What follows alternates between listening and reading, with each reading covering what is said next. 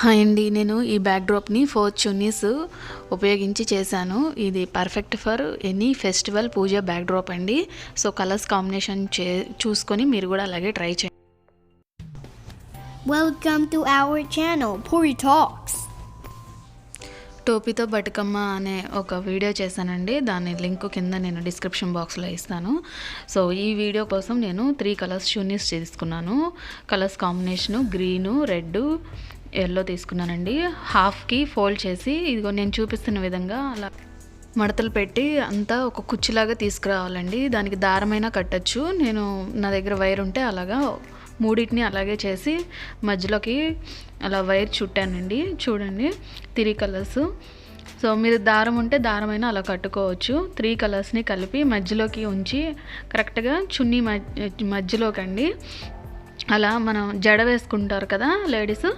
So అలాగే ఇది కూడా నేను హాఫ్ నుంచి జడలాగా అల్లానండి. కొంచెం అంటే మనకి బ్యాక్డ్రాప్ ఎంత కావాలి అనేది మనకి ఐడియా ఉంటుంది కదా.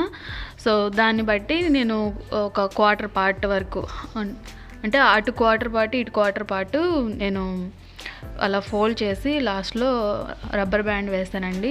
అలా అక్కడ థ్రెడ్ అయినా కట్టుకోవచ్చు, ఇంకా మన ఇష్టం అది.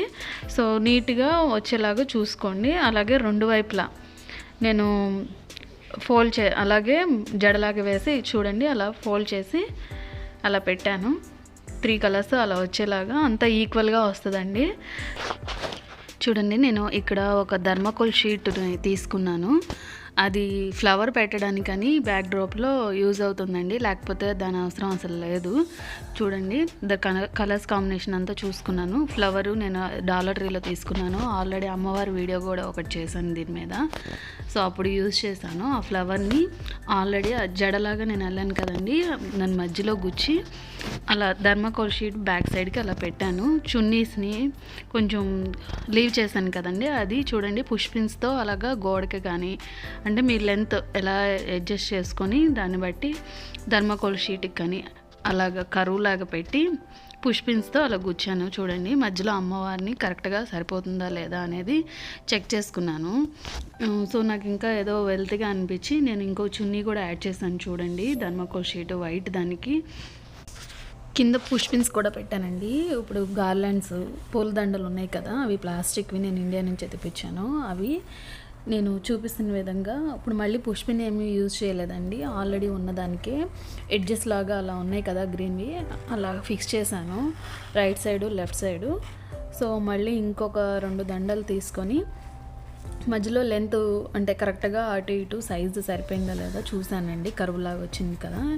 ఇంకొక పూలదండ కూడా తీసుకొని అలాగే గ్రీన్ కలర్లో అలా ఉంది కదా ఫస్ట్ స్టార్టింగ్, అవి కొంచెం కనపడకుండా లోపలికి ఫిక్స్ చేసి అటొక దండని ఇటొక దండని అలా హ్యాంగ్ చేశానండి.